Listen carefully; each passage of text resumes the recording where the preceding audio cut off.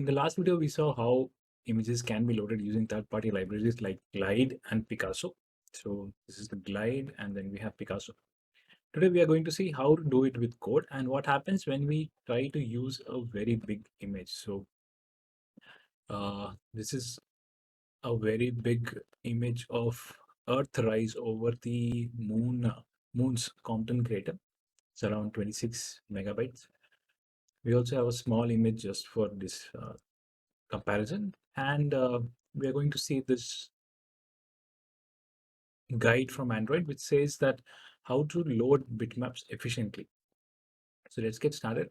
Uh, this is the code. So this is the code that is required for Glide. So full resolution image. Uh, I'll just run it just to make sure.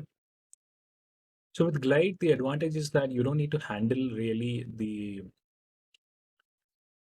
uh, the resizing of the image when it is being loaded. Even if it is too big, Glide will automatically take care of resizing the image properly and load it into the image view without any exception. So you can see it took some time. It is quite a big image, so it took some time, but it loaded properly. Now, if we try to do the same with Picasso by following the original code and not using the resize as such, so let me just run it. So generally, people don't use resize. They just go to Picasso. They pick up the first statement that they find and they just use it. So which is Picasso get load into, and we see what happens. So there are two exceptions that you might get out of memory error for loading that much thing, and then the second that you can get is trying to draw too large bitmap. So basically related to out of memory error, but it's at the drawing phase and not really at the loading phase. Before, Android phones used to have very less memory, so even loading such images was a problem. Now phones have memory, but the canvas is too slow. It has too less memory, so it just cannot draw it. So to fix that, what you need to do is you need to add this resize here. And you need to remember one thing, that unless the image view is drawn, this width and height will be -1. Okay. So if you put the same code is on create, it will not work. You need to wait for the layout to be fully drawn so that you can do that by having the global layout listener, or you can just leave it for a user activity. And once the user presses a button, then if you load it that time, then image view will have proper width and height. So let's try loading it now. So this is using Picasso. You can see, yeah, see, it works. So with Glide, this was done automatically. With Picasso, it is a little different. You need to do it. Now, what if we try to do it using code? So I'll first try to load a small image just to give you an idea. So if you Google around, you will get this code. This is using Kotlin coroutine. So lifecycle scope. We are using a dispatcher IO, which means we're using an IO thread to load the image in background. So basically the same URL, and we'll open an input stream and we'll pass it directly to BitmapFactory to decode that stream as a bitmap. And then this is the async method. It will return a deferred result. So once you do result.await, you can get the bitmap and set it to image view. So one thing to consider is that when you do lifecycle.scope, this is the core routine. When you do lifecycle scope, it is automatically bound with the dispatcher.main. Okay, it's like calling this method launch and dispatcher.main. So it will run on the main thread. So if you don't use this async method inside, you will get network on main thread exception. So that is why we are having this two-step approach where we have this async function which runs on the background thread, IO thread, and then we come back to lifecycle scope where we wait for the result, and then once we have the result on the main thread on dispatcher.main, we set the image bitmap. Okay, so very simple code, 2 lines code here, and just setting the bitmap later. And this is the URL. Let's see how it works.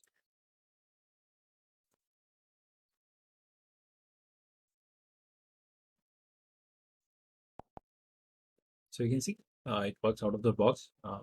But what happens if we pass the same high resolution image? So this is the high resolution Earthrise image that I was using. Let's try with that.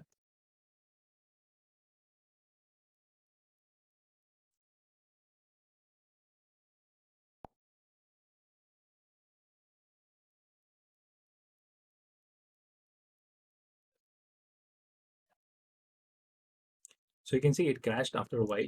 It's after it loaded the full image from the network. It crashed with the same exception that we were getting in Picasso. So trying to draw too large image. So how to fix it is detailed here in this guide. Basically what Android is saying is that before you start decoding a bitmap from a file, you should first decode just the bounds, which means you should find the width and height of the image and the type so that it will allow you to properly scale it for your image view. So this high resolution image is really large, but we don't need to display those many pixels. So we can scale down the image and then display it, which will also help us optimally use the memory that we have. So how it is done is when you are decoding it, you use this BitmapFactory.Options. And in that you put in just decode bounds equal to true. So when you run decode now, it will only decode the bounds. It will only find out the final height and width. Next step is to calculate this sample size in sample size by multiplying it by 2 every time. You start with 1 and keep multiplying it by 2 so that your height divided by sample size is greater than equal to requested height. Requested height is the height, final height of the image view. Okay.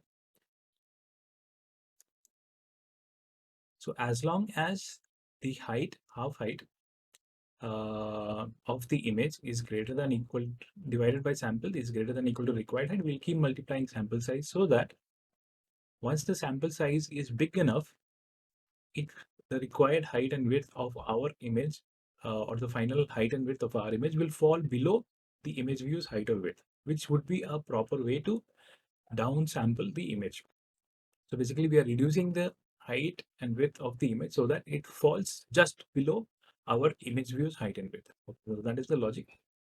So that is what we have done here. I had commented that code. So let me just use that code now. So I'm creating an options with in just decode bounds equal to true. I am decoding it and getting these options. Then I'm using the same method that they have written to calculate the sample size. Once I have the sample size, I create one more options where I put in just decode bounds equal to false and sample size which we got from that method. And then here is where we decode the actual bitmap and then we are returning it. So let's run this and see whether it works with the full resolution image or not.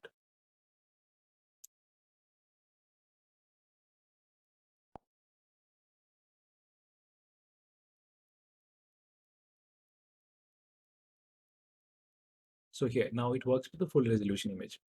So this is how the thing is, if your project does not have the requirement or does not allow third-party libraries to be used, you can use this simple code to do these properly. If you need the code, just write them in the forum and I will try to provide the code to you. If you have any more questions, also please leave them in the discussion below and we will try our best to get back to you in the next video.